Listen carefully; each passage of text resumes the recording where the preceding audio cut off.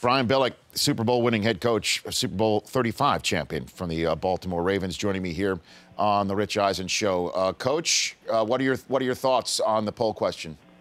Wow, yeah, I'm each of the above. You know, in so many different areas. You know, when you listen to listening to the cut on Tom Brady, it sounded Clinton-esque to me. You know, I did not have sex with that woman.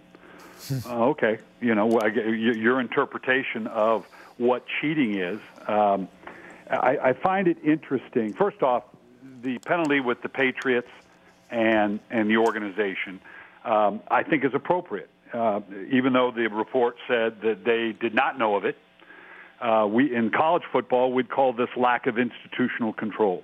If you didn't know about it, you should have known about it. So they have to set that precedent. With Tom Brady, as we know, the league's full of lawyers, and it's all about precedent, both now, what has transpired, and what is going forward. So those, I'm with you 100%, Rich, as I'm listening to this and the dialogue around it, and those saying, well, there's a conspiracy. To what end? What possible purpose could the commissioner of the league want in embarrassing its marquee franchise and its future Hall of Fame marquee quarterback? There's no profit in this. And so from that standpoint, I don't buy it. And you either did it or you did not. It's like someone's defense being, well, I didn't smoke that much dope. I only took a little of the PEDs. I mean, you either did it or you didn't. I think Tom Brady could have handled this a lot better simply by kind of, doing his mea culpa to say, look, I wasn't my intention. I like the footballs inflated a certain way. If that was in violation and I put these guys in a difficult position, I'm really sorry for that. And I think it could have been handled a lot better and maybe made this thing go away. Well, I'm here with Brian Billick here on the Rich Eisen Show, and I think that's what a problem a lot of fans are having to wrap their arms around this, is you say either he did it or he didn't, and they had a lawyer look into this for over 104 days, and he couldn't prove with it beyond a shadow of a doubt, which is the terms we usually hear on Law and Order as opposed to more probable than not. And that's how, in many different ways, we as fans know the legal system, to be honest with you. So that's the problem I have as a coach of 31 other teams in the National Football League. What do you think they're thinking about today, even though it wasn't a red-handed catching of Tom Brady? I think for coaches, it's a cautionary tale of, boy, I better make sure I'm on top of every aspect of what's going on around my building, because I'm ultimately going to be held responsible for it when it comes back. I'm with you. I see this thing playing out as Tom Brady's been doing this a long time. I like my footballs inflated a certain way. They've been doing it a long time. They're in the game. Oh, boy, no, I want a little out of this. And who's culpable to know, no, we brought it below the line. I'll be honest with you. All the years I coached, I never knew there was a range. I didn't know that was one of the rules and that was done. And I do now. And that's what I'm referring to when coaches who, again, they may not be responsible, but they're going to be accountable for everything. Yeah, it's just one more thing that you better be aware of. And so, and did it affect the outcome? And that's not the issue here. The issue is, did you purposefully circumvent the rules? I'm with you. I think the NFL report was as weak as Tom Brady's, I think I'm not a cheater. We have no proof, but it's hard for us to believe he didn't know. My God, if you took that into a civil court of law, the judge would throw you out. Brian Billick here on the Rich Eisen Show. So do you think 31 other coaches, including also Belichick now, going into the officials' locker room and checking on the attendant, and also all the equipment managers saying, what are we doing with our footballs? What's happening here? When you go through something like this, whether it's Spygate, whether or Bountygate, when you go through any of these things, and again, coaches, and I'm looking from the coach's perspective and sensitive to the fact that, geez, you're responsible for so much, and so much of it you really just don't have any direct control of unless you do absolutely everything yourself.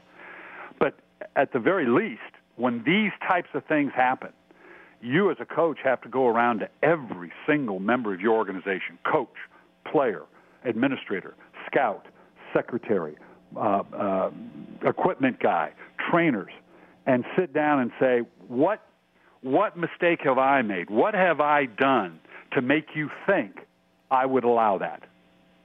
And because this is something that is systemic that you have to make sure you get under control, otherwise you are going to be held responsible for it. Brian Billick of NFL Media Group joining me here on the Rich Eisen Show, and I'm glad you agree with me. There's no way the NFL said let's start this whole process to try and catch the Patriots in something and then embarrass them publicly. There's no way that was the outset of it. That said, what about in the halls of 31 other facilities, coaching staffs? Do you believe there's a little bit of a high five that the Patriots got slapped down in this manner? Oh, boy. I'd hate to think that we're that petty, but yes. Because for whatever reason, whatever experiences you've had with coaches, and every team thinks every other team has a conspiracy theorist. They do this, they do that.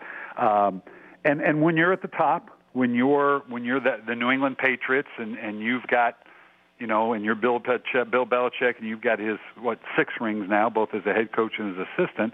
And I don't want to dismiss it to envy, because that doesn't excuse when things are done wrong, but a little of that, yeah, I think it would be natural for teams around the league kind of go, we that can't be right. And then as soon as they are done patting themselves on the back, they're going, now, let's double check. Now, are we doing anything? Is there something I ought to be aware of? Yeah, right. Like I said, it's a cautionary tale, if nothing else. But it's just about air, right? I mean, I can even hear this is a perfect example of our conversation that we're having here. I think that so many fans are having today, Brian, is that, yeah, you know what? You started off by saying that it's a fair and just punishment, but then in the middle of it, we have a conversation about how this Wells report doesn't nail anything to a certain degree, and there is some Patriot envy across the country. And so altogether, moving forward, what do you think this really means, Coach? Well, yeah, if we take the Polaroid of and the single snapshot of how bad really was this, no. But by the same token, as I alluded to earlier, the rules are the rules. And if you have the hubris of believing, you know what, I got 6 Super Bowls and the rules don't apply to us. I've always said it when the first thing happened. I said from the get-go, there's tax evasion and tax avoidance.